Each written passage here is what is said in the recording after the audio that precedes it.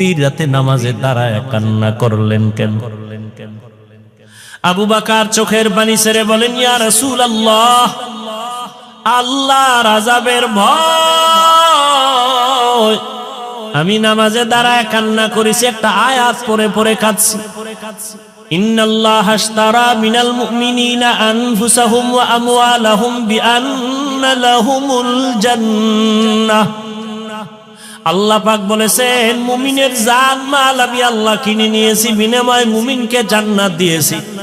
নবী বলেন, আবু বকর এটা খুশির খবর, এখানে কান্নার কি পাইলেন?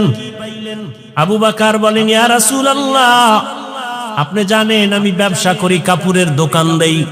আজকে সকালবেলা একজন মহিলা আমার দোকানে এসে বহুদিন আগের কেনা কাপড়টা ফিরাইয়া টাকা নিয়ে গেল। আমি প্রশ্ন করছিলাম, মা কেন কাপড় ফিরে টাকা নেন? মহিলা একটা জবাব দিয়েছে, তোমার দোকানের কাপড় আমার পছন্দ হয় না, এজন্য ফিরাইয়া দিলাম। আমি আল্লাহর এই আয়াত পড়ে কান্না করেছি। আল্লাহ যে বলেছেন মুমিনের জানমাল আমি নিলাম, মুমিনকে জান্নাত দিয়ে দিলাম। এখান থেকে আমার ভয়, আপনি নবী কিয়ামতের হালাতের বয়ান করেছেন, কত ভয়ঙ্কর হবে কিয়ামতের মাঠ। কিয়ামতের ময়দানে নারী আর পুরুষেরা সবাই উলঙ্গ দাঁড়াবে। সূর্যের গরমে মাথার মগজগুলো ভাতের মারের মতো ফুটবে, জমিনটা তামা হয়ে যাবে, জাহান্নামের আওয়াজে মানুষের কান ফেটে যাবে। এমন এক হালাত হবে, ওই হাসরের মাঠে নবীরা যাদের গুনাহ নাই তারাও কান্না করে বেকারার হবেন। ওই অবস্থার মধ্যে যখন আল্লাহ এক এক করে ডাকবেন, আমি আবু বকরকে ডাক দিয়া যদি আল্লাহ বলেন, হে আবু বকর, আমি জান্নাতের সুসংবাদ দিলাম, কি আমল করেছো?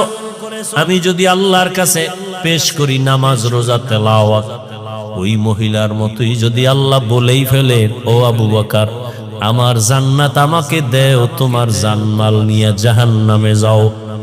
আল্লাহ কেন বলে, যেইভাবে নামাজ পড়তে বলেছি ওইভাবে নামাজ আদায় করতে পারো নাই। আমি যেইভাবে তেলাওয়াত চাইছি ওইভাবে তেলাওয়াত তুমি আমাকে দাও নাই।